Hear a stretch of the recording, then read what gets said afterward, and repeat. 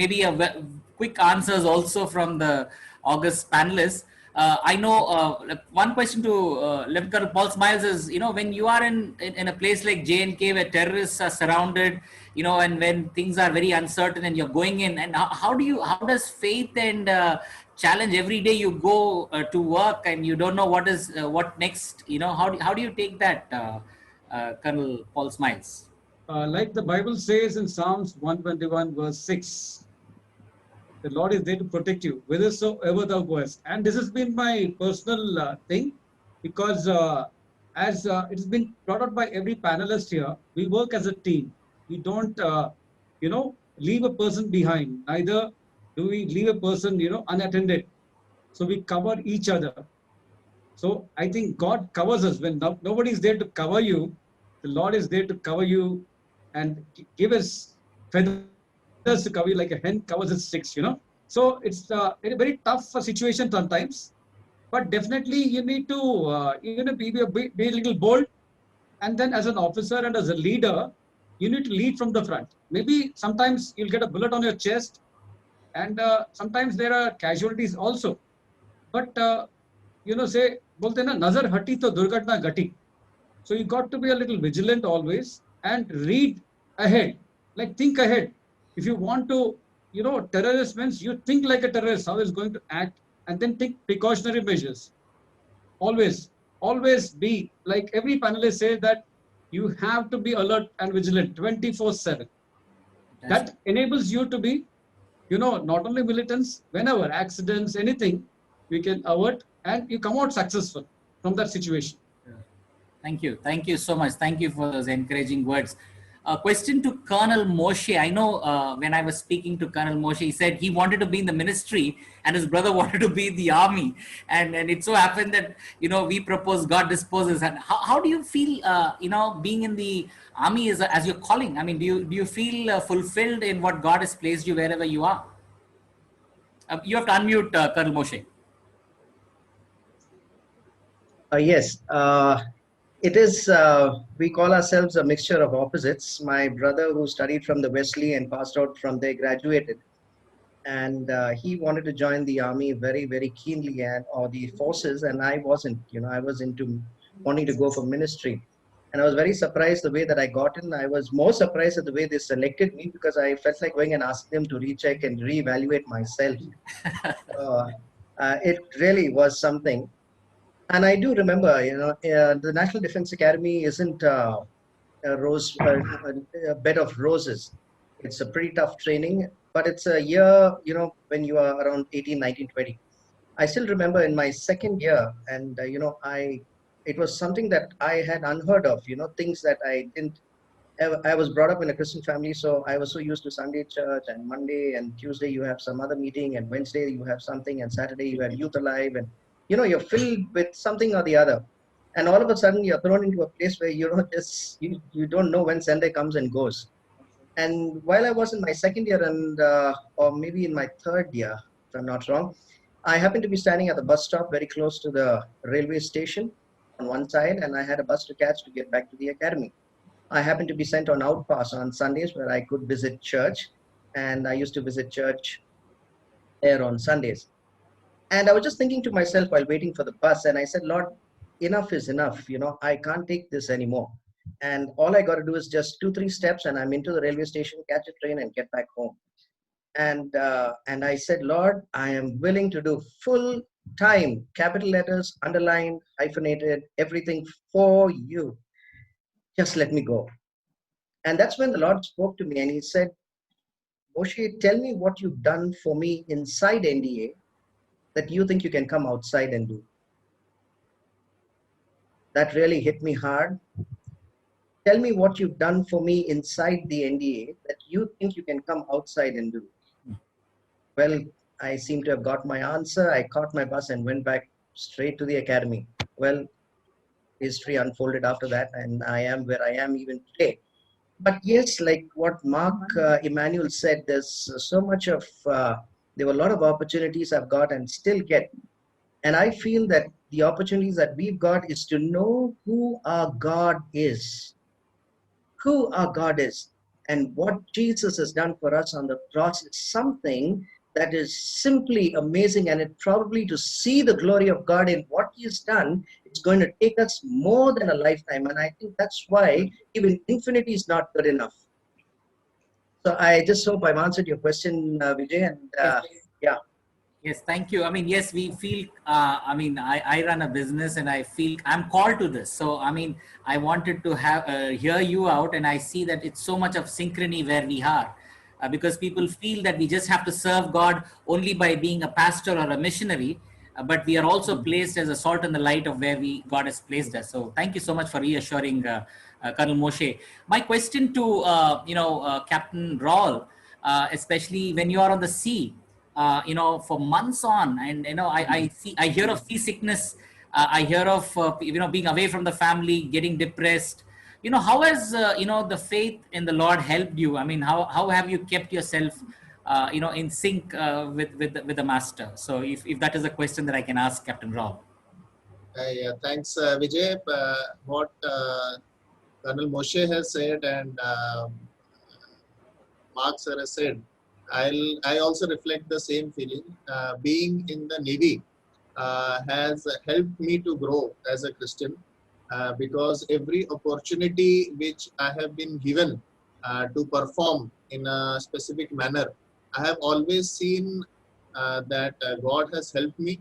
I have seen his divine intervention in executing the task. I'll give a small example. When we were sailing, that is last year in 2019. So our ship was in refit and we were supposed to come out. That was INS Jalashwa. So when we had our first sailing after about 18 months of being at shore after the repairs, so that time we had a fire on board the ship. So I was the electrical officer of the ship, and it eventually or invariably it is known that the fire on board a ship is an electrical fire. So there was a lot of chaos and everybody was asking where the electrical officer is, and then I rushed from my cabin when I listened to the announcement and I reached the spot. So all eyes were at me that as the electrical officer, how did you let this happen? And that fire was already under control at that time, but again questions were there, how did you let it happen? So I didn't know because I didn't know what was the reason which caused the fire. So I made a small prayer in my mind, and my deputy, he was also there, and coincidentally he was also a Christian, and he told me, sir, we will go inside and it should not be a problem. We'll go and see what has happened. And he said, and I told him, praise the Lord. So then we went inside and we found out that there is no electrical box or wire inside that room to cause that fire. Whatever was there, the lights and all, they were all intact. And that fire was actually caused by somebody who was trying to secure the ends of the rope. And by mistake, he had forgot the candle inside that rope. So that is why that fire had happened. So when my deputy, he dug up that rope and that piece of burnt candle. So he said, sir, I told you that it won't be a problem. So again, that word came out, praise the Lord. So when I came out of that thing, I told my commanding officer, so this is this. So the commanding officer said, Raul, I had full faith in you. So that was a testimony, I must say, because the way my commanding officer used to, question me, the faith which he had on me because of probably my honesty, or because I was very upfront in accepting if there was a mistake from my side. So all these values which I have imbibed from my parents and from the church, being a Christian, in fact has helped me to perform my duties in a much better manner, and also show that I am a Christian, and probably because of that reason people can trust me.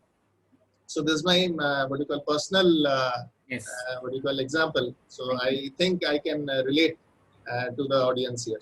Thank you. Thank you.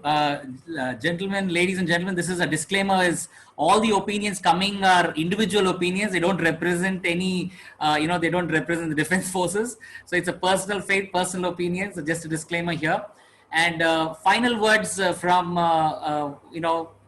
Wing Commander Mark and Captain Manohar and Captain Salome, Pearl, if you can give final, especially Captain Pearl, something about, women. How do you see women? And maybe we'll go first women, Captain Pearl, and then Captain Wing Commander Mark and Captain Manohar, please. Final words before we close. You need to unmute the Captain Pearl. Sorry. So it is to all the girls around there and the participants and for the rest that this is an organization which is very safe and secure, and you can definitely look at it as one of your career options, and I can rest assure you that you will thoroughly enjoy every bit of it, your exposure, your experience, and even if you're only going to join for a short service that is only for 5 years or for 10 years, you always have scope outside, and it's definitely going to pay you well, your hard work and your dedication, and your confidence levels goes up quite a bit. I mean, you really stand at a place where you can say that, yeah, you're different from the rest. So that is what I would like to say. And please, all the very best to all of you. In case of any queries, anything, anytime, you can always get in touch with us. You can reach out to us and we can support you and guide you as to how to go about it. Thank you. Yes, sir. Yes, Wing Commander Mark. You need to unmute. Yeah, that's the whole thing. Anyway, thank you so much. I would like to just say, end it by saying that being in the defense has been one of the most fruitful tenures or fruitful things that has helped me fashion, or rather helped me my outlook towards life. Now I'm thankful for all the small things, small blessings which God gives me. It makes you realize so many things about people, about communities, about the nation. You are in a glorious setup, serving a glorious God, and both mesh so beautifully. So it is your stance on both sides that will make you what you are. So all the very best, and if you can, join fighters.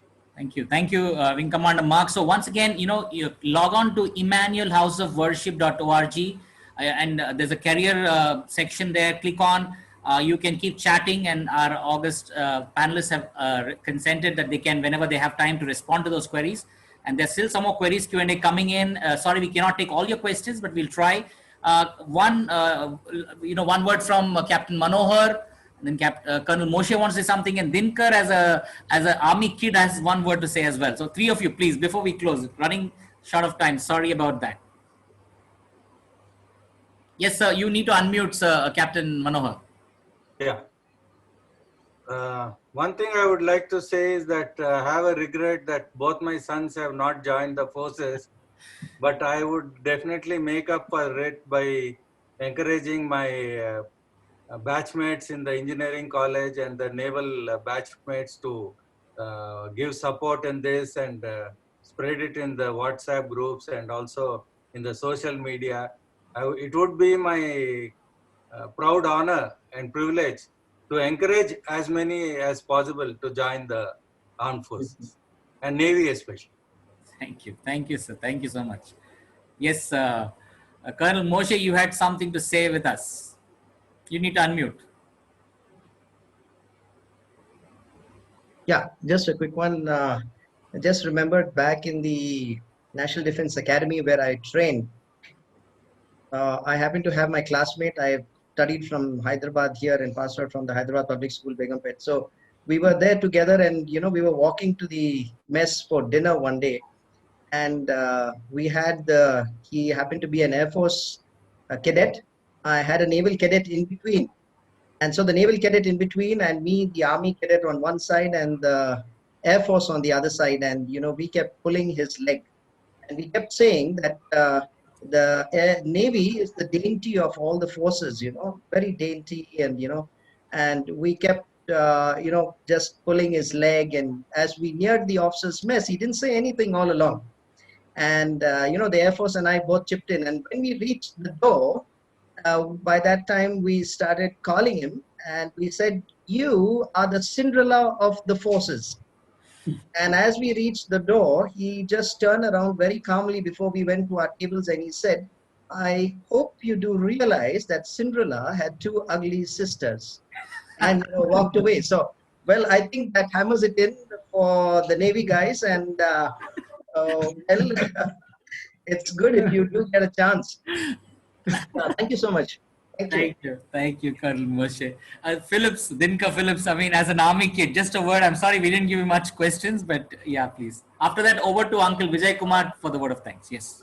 At all the questions, so I thought I will speak about the guys who are aspiring to join the army and Air Force, because I was on a similar platform. My father was a war veteran. He fought in the 1965 and 71 war, and I've seen him, the way he in the army.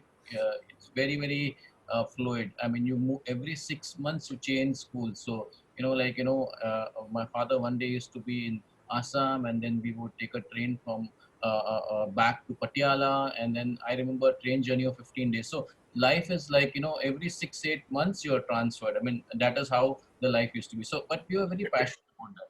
So I was very passionate to join the National Defense Academy. We used to have schoolmates who wanted to join. So obviously we prepared hard. I got through the written exam, and I remember my first SSB was in Allahabad, and I was just 16 years at that time. And traveling on train, we don't have tickets, and so I ended up. So when I left my school at that time, my head boy also was there. He also passed, and and he was a very smart looking guy. And everybody looked at me and said, "Abhi yaar, tu kya karega?" types, And but I still went for the SSB. And by chance, both of us happened to be in the same SSB group. So there are groups of 10 which is made in the SSB, and we were in the same group. And he was one chess number in front of me.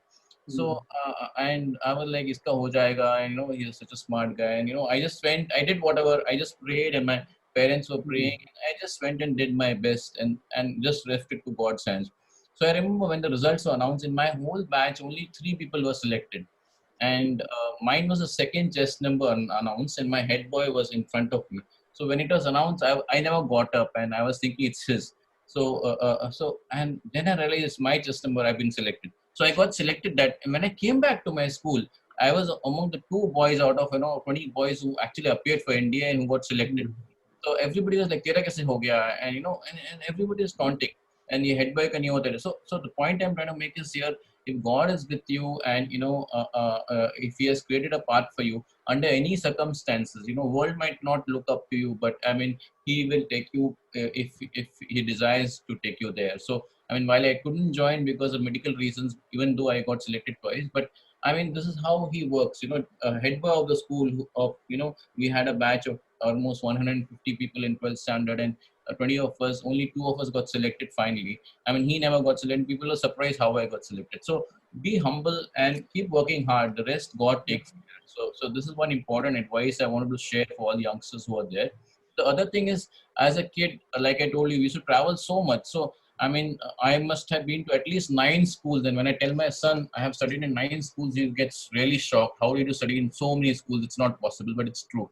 So then how do you go to church? Because we have stayed in smallest of places. You would have not even heard from, in somewhere in Mizoram to Joshimath, in Uttarakhand. So where there were no churches those days. So how did we build that? So, I mean, it's so important to have biblical and Christian family. My mother was very strict from childhood. She used to make us sit in the night and read Bible. And I still remember in some places like Meerut and places we didn't even have churches.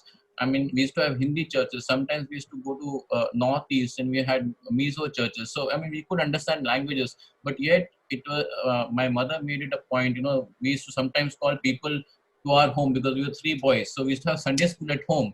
I still remember in the army, at least in 2-3 places, we had Sunday school at home because there were no churches in so many places because the location was so small. They called them field postings in the army, and we didn't have churches at that time. And today what I am is because of that.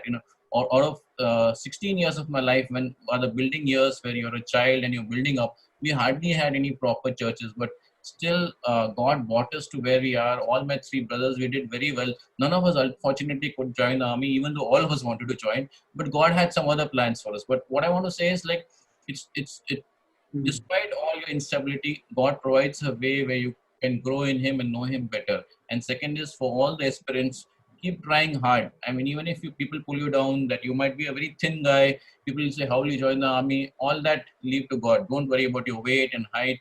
I mean, if you're medically fit, I mean, God will take care. Thank you. Absolutely. Thank you. Thank you. Thank you so much, Dinkar.